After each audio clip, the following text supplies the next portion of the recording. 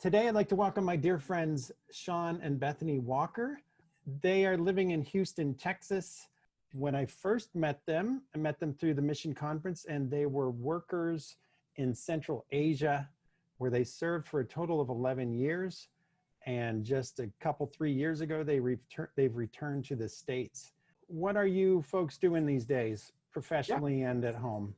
Yeah, so I'm working with the Antioch Partners, or TAP, as we like to refer to it, which is a mission sending agency, and we have 70 partners around the world. And my job with the organization is to, as operations manager, which is help support the sending, the recruiting and the sending of folks to go overseas. And so before, we were in Central Asia for 11 years, came back, and now we're on the sending side of the equation. And I spend my time working for an online Christian school as the curriculum director.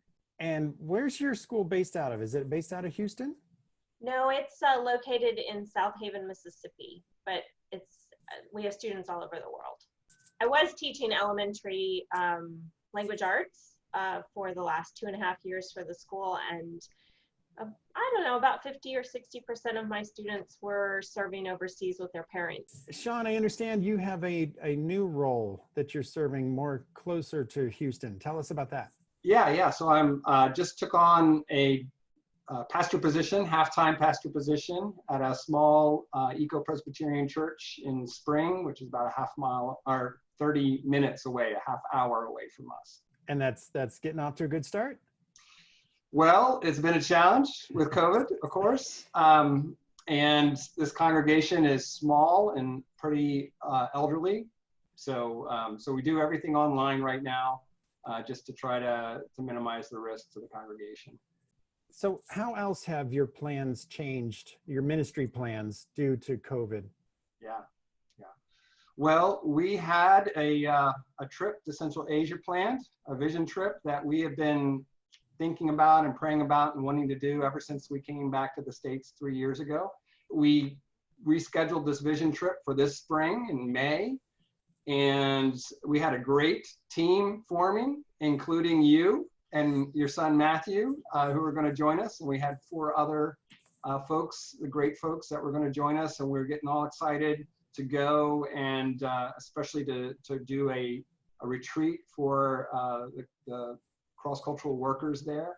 March hit, COVID-19 hit, and we had to make the unfortunate decision to cancel.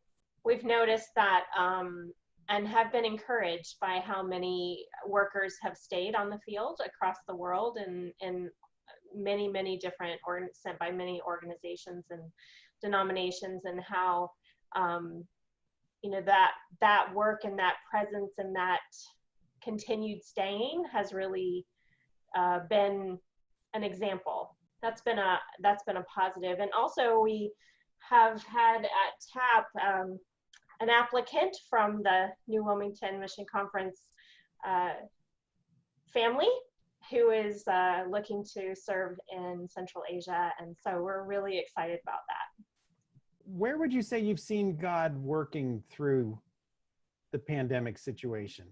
One of the stories we've heard from TAP partners, we have a family in Guatemala, and they had started a women's sewing cooperative, teaching women how to sew.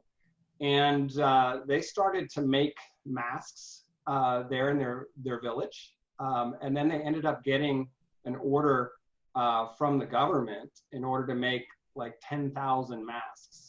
How can we be praying for you and your family? Well, we in fact currently have COVID-19. Oh no. So fortunately mild symptoms at this point, but it's been going almost 2 weeks now in our family.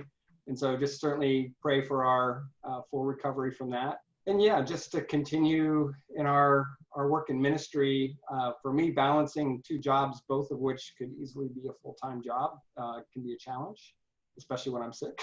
So all of us here, in the United States, we're so focused, obviously, on what's happening here. But let's not forget about others in the world as well. And we're so fortunate and blessed to be here in the US, where we have good medical care and support, and much of the rest of the world doesn't have that.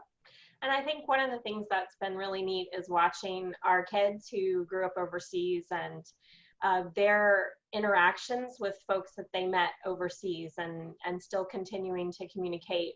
So now that they've been home more, they've even increased the number of conversations they've had with what are life friendship. Just thankful for the body of Christ worldwide and how we can just really encourage one another in hard times. Mhm.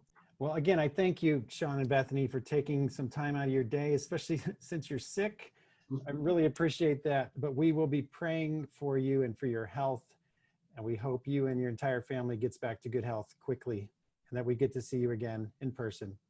Yes. Thanks. Same here.